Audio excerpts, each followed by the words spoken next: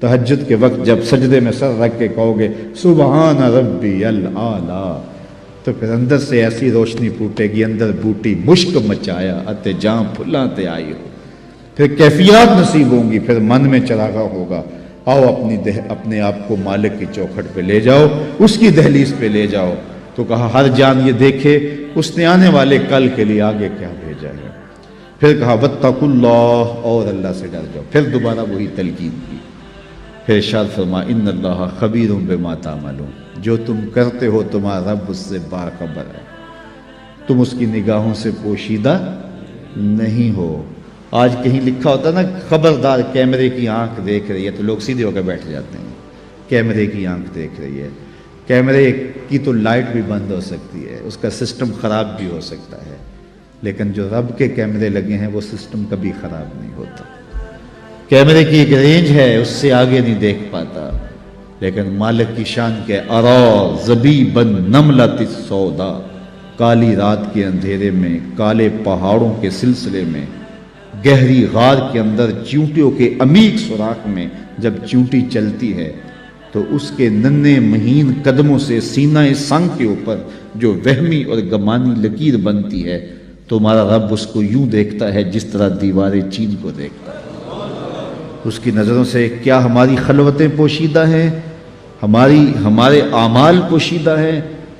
کیا اس کی نظروں سے ہمارے خیال پوشیدہ ہیں؟ دروازہ مقفل کر کے اگر ہم گناہ کریں گے تو کیا مالک سے پوشیدہ ہوں گے؟ لوگوں سے تو پوشیدہ ہیں لیکن مالک سے پوشیدہ نہیں ہے۔ یہ عقیدہ جم جائے تو بند کوٹری میں بھی جرم نہیں ہو سکتا۔ آپ دیکھتے نہیں ہیں کہ جب دروازے مقفل کر کے بت کے اوپر بھی موٹا کھیس ڈال کے زلیخا بولی ہے تا لگ یوسف اب تو آ جاؤ، اب تو کوئی نہیں دیکھ رہا، تو جناب یوسف نے کہا کالا معاذ اللہ، میں اللہ کی پناہ میں آتا ہوں، تو اپنے اس بے جان بت اور مجسمے سے بھی حیا کرتی ہے، اور اس کے اوپر بھی جو دیکھ نہیں سکتا پردہ ڈال لیا ہے، اور میں اس سے حیا نہ کروں جو ساتویں کوٹڑی میں بھی دیکھتا ہے۔ پھر اتنی روشنیاں برستی ہیں کہ گناہ کا تصور بھی محال ہوتا ہے، اور یوسف بھاگتے ہیں تو اللہ دروازے کو کشادہ کرتا چلا جاتا ہے۔ تو آؤ تو اس چوکھٹ پہ، تو وہ تو بند کمروں کے ماحول دیکھتا ہے، اس سے تو کوئی چیز پوشیدہ نہیں ہے۔ یہ یقین اتر جائے، روح میں جم جائے، تو پھر زندگی سنور جاتی ہے۔ اور میں آپ کو ایک اور بات عرض کرنا چاہتا ہوں کہ بطور سنی آپ تو یہ بھی عقیدہ رکھتے ہیں کہ رسول کریم کی نگاہوں سے کچھ پوشیدہ نہیں ہے، تو کیا یہ عقیدہ 3 گھنٹے کے مناظرے کے لیے رکھا ہوا ہے کہ عمل پہ بھی اس کا کوئی اثر ہے؟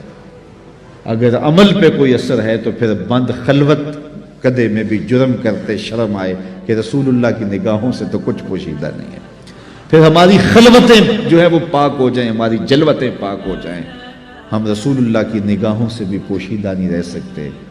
ان کی نگاہیں دوربین بھی دیکھتی ہے، ہمارے رب کی نگاہیں بھی دیکھتی ہیں، حضور اللہ کی عطا سے دیکھتے ہیں۔ تو جب یہ عقیدے جم جائیں گے، روح میں اتر جائیں گے، تو زندگی میں نظم پیدا ہو جائے گا۔ جہاں کوئی سیکورٹی نہیں پہنچتی، کوئی عقیدہ نہیں پہنچتا، کوئی جو ہے وہ کیمرہ نہیں پہنچتا، وہاں یہ عقیدہ پہنچتا ہے ان اللہ خبیر بما تعملون، جو تم کرتے ہو تمہارا رب اس سے باخبر ہے۔ تو آئیے میں اور آپ اپنی زندگی کو ایک نظم میں لائیں۔ جو اللہ نے ہمیں مہلت دی، وقت دیا، آج ہمیں اللہ نے مہلت دی ہے، ہمارے پاس ابھی زندگی ہے، سانسیں چل رہی ہیں، توبہ کا دروازہ بھی بند نہیں ہوا، اس کے چوکھٹ، اس کے حضور آئیں گے، توبہ کریں گے، وہ سارے گناہ معاف کر دے گا۔ آئیے اپنی زندگی کو اس کی دہلیز پہ لے آئیں۔ بہت وقت ہم گزار چکے، لیکن جو وقت باقی ہے اس کو مالک کے لیے گزاریں، ایک ایک سانس اس کے نام کر دیں، اس کے محبوب کی اطاعت کو، فرما برداری کو شعار زندگی بنا لیں۔ اللہ اپنی رحمتوں کا سایہ عطا فرمائے۔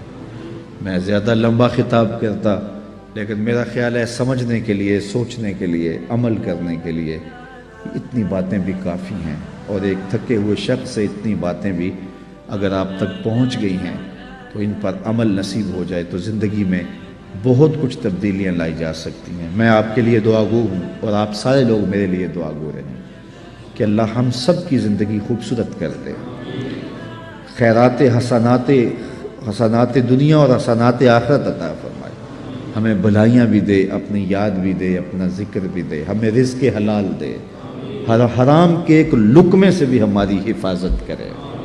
یہ دن مارو مار لگی ہے، بھاگ دوڑ لگی ہے کہ ہم بہت امیر ہو جائیں، ایک دوسرے سے امیر ہو جائیں، چھوڑو اس فکر کو، بس اللہ کے حضور پیش ہونے کا سوچو۔ حضرت سری سکتی رضی اللہ تعالیٰ عنہ فرمایا کرتے تھے، میں تو اس بات سے ڈرتا ہوں اپنے رب کا سامنا کیسے کروں گا۔ سب سے بڑی بات تو یہ ہے، تو جو اللہ نے دے دیا ہم بھوکے نہیں سوتے ہیں۔ میں تو جب سے ہوش سنبھالی آج تک بھوکا نہیں سویا، تو میرا خیال آپ بھی نہیں سوئے ہوں گے۔ وہ پتھر کے اندر جو کیڑا ہے اس کو بھی رزق دیتا ہے، اس نے رزق ذمہ لیا ہے۔ وَمَا مِن دَابَّةٍ فِي الْأَرْضِ إِلَّا عَلَى اللَّهِ رِزْقُهَا۔ زمین پر چلنے رینگنے والی کوئی چیز نہیں جس کا رزق اللہ کے ذمہ کرم پہ نہ ہو۔ وہ تو یار ہمیں تو 2 وقت کی روٹی سادہ سی چاہیے ہوتی ہے۔ ایک پرندہ ہے ہنس، سچے موتی کھاتا ہے، سچے موتی، اور آپ پنساری کے پاس چلے جائیں تو آپ اس کو ہزاروں روپے دیں تو وہ تولوں اور ماشوں میں آپ کو دے گا، اتنے کم یار، اور پھر بھی آپ یقین سے نہیں کہہ سکتے کہ یہ سچے ہیں، ہزاروں روپے خرچ کر کے۔ تو ہمیں دوائیوں میں استعمال کرنے کے لیے وہ اگر چاہیے تو پھر تولوں ماشوں میں ملتے ہیں، اور دنیا کے اوپر ہزاروں لاکھوں ہنس پائے جاتے ہیں، اور روزانہ پیٹ بھر کے ان کو موتی چاہیے ہوتے ہیں۔ رب روزی عطا فرماتا ہے، اس کے لیے کوئی مشکل نہیں ہے۔ ہماری ہڈیاں تو 2 پاؤ دودھ جو ہے وہ گوشت سے پک جاتی ہے، لیکن ایک دن کے اندر ایک شیر کتنا گوشت کھاتا ہے، اللہ اسے روزی دیتا ہے۔